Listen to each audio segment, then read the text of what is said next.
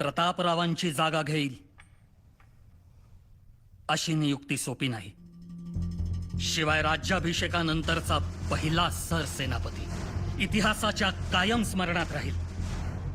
आणि म्हणूनच आजवर जे शिलेदार झाले त्या साऱ्यांच्या शौर्याला साजेसाच वारसदार निवडावा लागणार.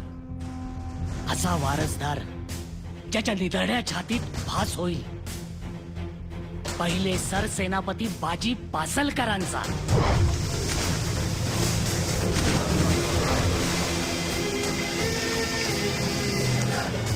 त्याच्या नजरेत कायम इमान असेल स्वराज्यनिष्ठ कान्होजी चेध्यांचं.